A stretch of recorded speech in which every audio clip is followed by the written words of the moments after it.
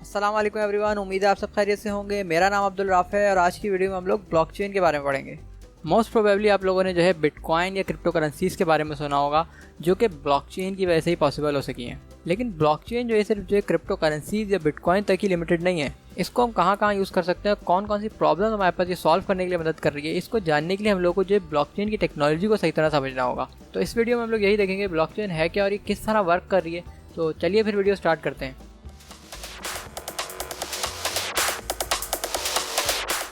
हम ब्लॉकचेन को crypto currency और बिटकॉइंस के जरिए भी समझने की कोशिश करेंगे, लेकिन हम इसको बॉन्ड नहीं करेंगे इससे, क्योंकि ब्लॉकचेन आपके पास एक टेक्नोलॉजी है और जो क्रिप्टो करेंसी और बिटकॉइन है, these are powered by blockchain.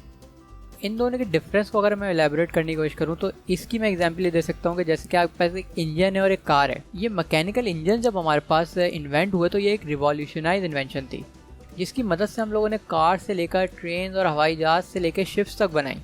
हमारे घरों में जनरेटर्स होते हैं जो कि इन्हीं इंजन्स पे बेस करते हैं और हमें इलेक्ट्रिसिटी प्रोड्यूस करके देते हैं।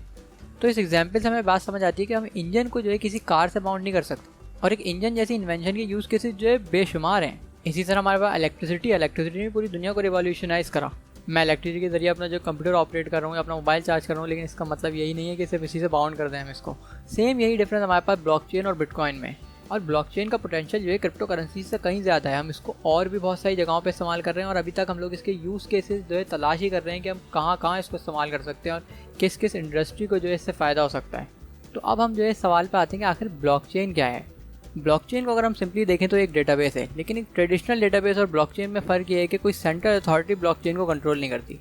नॉर्मली तो आपके पास डेटाबेसेस को कंट्रोल करने के लिए एक सेंट्रल अथॉरिटी होती है जो कि इन डेटाबेसेस को मेंटेन करने के लिए रिस्पॉन्सिबल होती है, और उस पूरे सिस्टम को हम लोग जो है सेंट्रलाइज सिस्टम बोलते हैं। लेकिन जो ब्लॉकचेन हमारे पास वो सेंट्रलाइज के बजाय डिसेंट्रलाइज सिस्टम पे वर्क करती है। और अगर हम डिसेंट्रलाइज सिस्टम की बात करें तो यहाँ पे किसी एक के पास अथॉरिटी नहीं है, कोई एक सिंगल एंटिटी जो है डेटाबेस को कंट्रोल नहीं कर सकती अब। लेकिन डिसेंट्रलाइजेशन में सिर्फ अथॉरिटी डिस्ट्रीब्यूट नहीं होती, बल्कि जो डेटा होता है वो भी डुप्लीकेट होता है और डिस्ट्रीब्यूट किया जाता है पूरे नेटवर्क पे। इसको हम लोग जो है एक एग्जाम्पल से समझने की कोशिश करते हैं। मुझे याद है कि मैं जब काफ़ी छोटा था और जब हम लोगों के पास मोबाइल या इंटरनेट की फैसिलिटीज़ मौजूद नहीं होती थी, तो उस वक्त हम लोग जो है काफ़ी फिजिकल गेम्स खेलते थे, या फिर हम लोग कोई बोर्ड गेम खेलते थे, जैसे कि लूडो होता था, उसमें हमारे पास ड्रॉप होता था, चेस हो गया, इस तरह के गेम्स।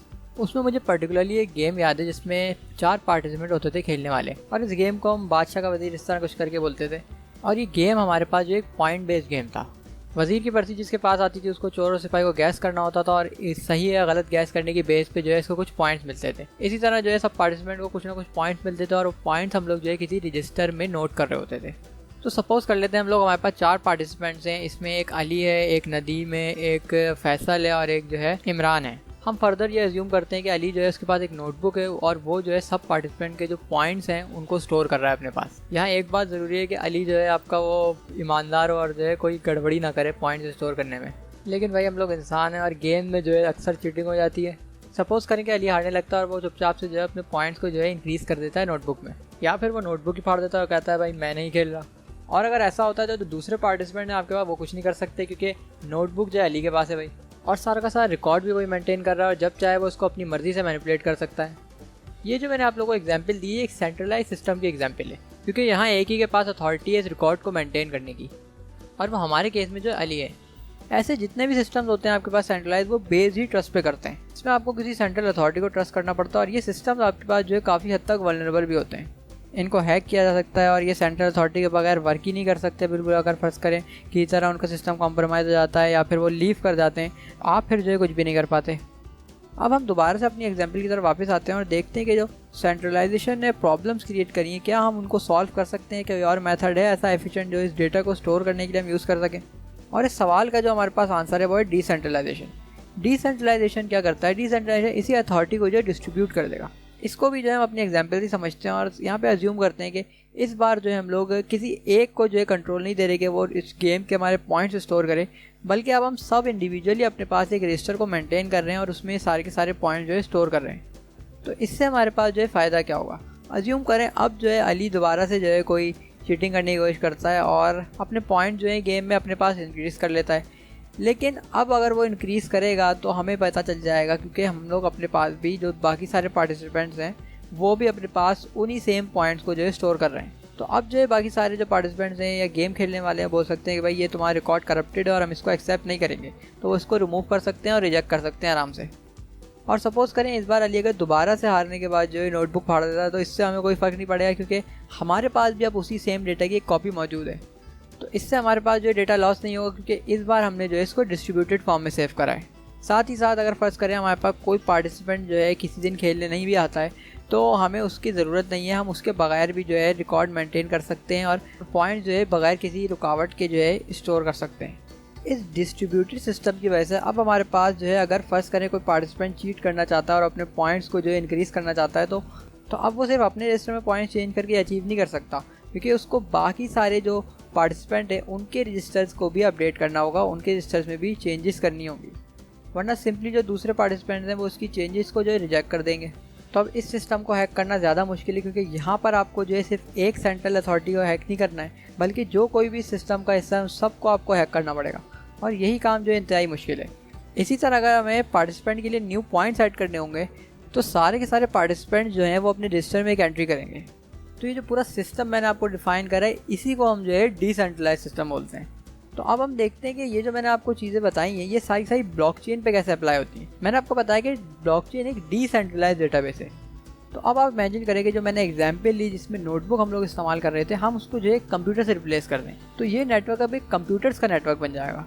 और यहाँ तो हम कोई पॉइंट्स स्टोर कर रहे थे किसी गेम के लिए, लेकिन सेम इसी चीज़ को हम किसी भी वैल्यूबल इन्फॉर्मेशन को स्टोर करने के इस्तेमाल कर सकते हैं। और यही नेटवर्क हमारा दुनिया भर में फैला हुआ और दुनिया भर के हज़ारों कंप्यूटर जो है इस नेटवर्क से कनेक्ट हों, तब भी जो है बिल्कुल उसी एग्जाम्पल की तरह ये वर्क करेगा जो मैंने आपको दी अभी। तो हर कंप्यूटर जो है इसी डेटा को मेंटेन कर रहा होगा, और डेटा में जो है कोई भी इंपॉर्टेंट इन्फॉर्मेशन हो सकती है, आपकी मेडिकल हिस्ट्री हो सकती है, आपकी कार की ओनरशिप हो सकती है, आपकी डिजिटल करेंसी हो सकती है, और वो इन्फॉर्मेशन सबके लिए पब्लिक होगी, सब उसको देख सकते हैं और सब उसको वेरीफाई कर सकते हैं। लेकिन यहाँ पे हमारे पास दो प्रॉब्लम अकर करती हैं। पहली प्रॉब्लम ये है कि जाहिर सी बात है हम नहीं चाहते कि हमारी सारी की सारी इन्फॉर्मेशन जो है पब्लिक हो, हमें कोई पहचान सके। मेरे पास इस वक्त पैसे कितने मौजूद है मैं ये नहीं बताना चाहता किसी को। और दूसरी प्रॉब्लम ये है कि ये जो सारे के सारे कंप्यूटर्स होंगे इनको आपस में सिंक्रोनाइज होना पड़ेगा, और इन सबको एक ही स्टेज पे होना चाहिए ताकि वो एक ही डेटा को रिप्रेजेंट कर रहे हों।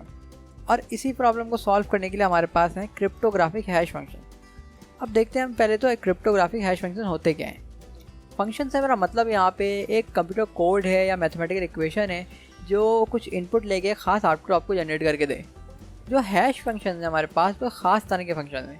ये करते हैं आपके पास कि अगर आप इस फंक्शन को जो है कोई वेरिएबल स्ट्रिंग ऑफ कैरेक्टर्स पास करेंगे तो ये आपको एक फिक्स लेंथ ऑफ कोड जो है जनरेट करके देगा, और वो कोड जो है हर एक इनपुट के लिए अलग होगा।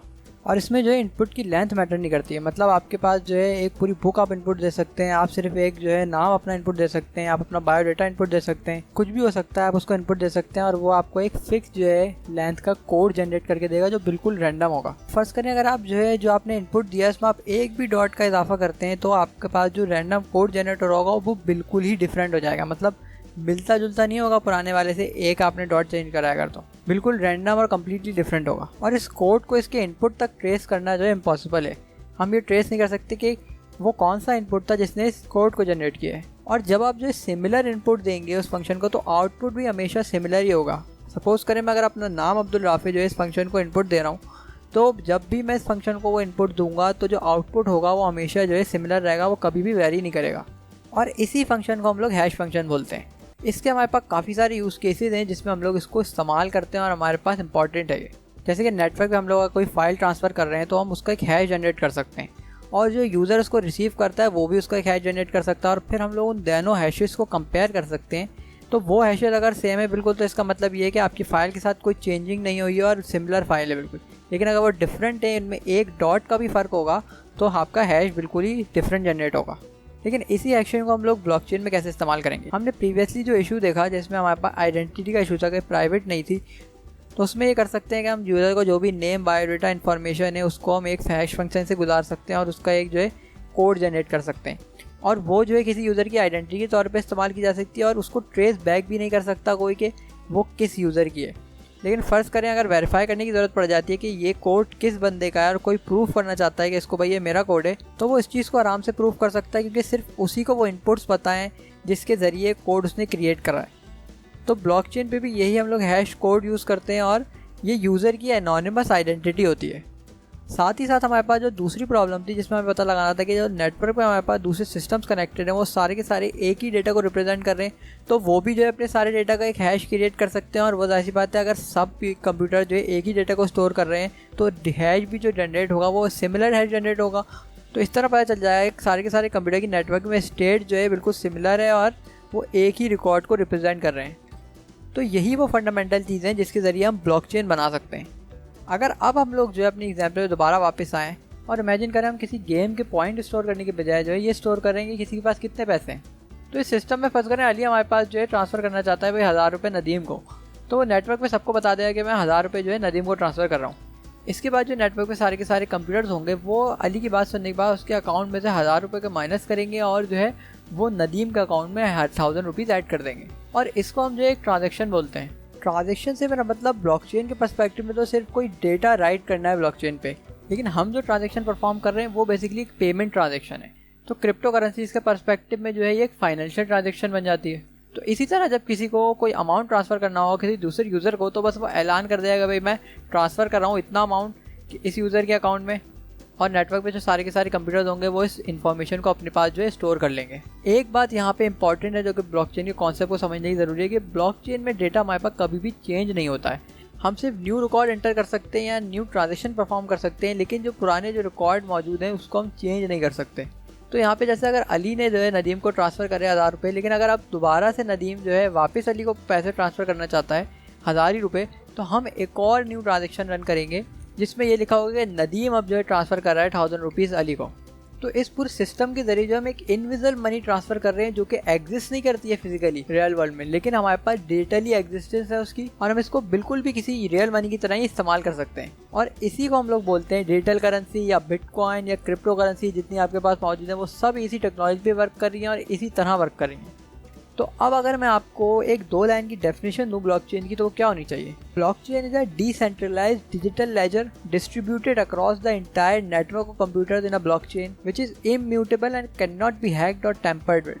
और हमने देख लिया है कि डिसेंट्रलाइज की मीनिंग क्या है कि कोई सेंट्रल अथॉरिटी नहीं है उसमें। साथ ही साथ डिस्ट्रीब्यूटेड का क्या मतलब है कि वो सारा का सारा डेटा जो है नेटवर्क के हर कंप्यूटर में मौजूद होता है। लेजर हमारे पास कुछ भी नहीं, सिंपल एक नोटबुक है जो कि ट्रांजेक्शन हिस्ट्री को रिकॉर्ड करिए, और ये लेजर डिजिटल है हमारे पास। और इस लेजर में बेसिकली आप कोई भी वैल्यूएबल इन्फॉर्मेशन स्टोर कर सकते हैं। वो आपके पास लैंड ओनरशिप हो सकती है, आपकी एजुकेशनल हिस्ट्री हो सकती है, ड्राइवर लाइसेंस हो सकता है, आपका सप्लाई चेन मैनेज की जा सकती है इसमें पूरी, और इसके अलावा और भी बहुत सी चीज़ें हैं जो सिर्फ अभी तक हम लोग एक्सप्लोर ही कर रहे हैं। और इसके बाद आपके पास डिसेंट्रलाइज ऐप्स आती हैं जो कि इस ब्लॉकचेन पे वर्क करती हैं, आपके पास स्मार्ट कॉन्ट्रैक्ट्स और बहुत कुछ है जो कि हम लोगों को अभी एक्सप्लोर करना है आगे।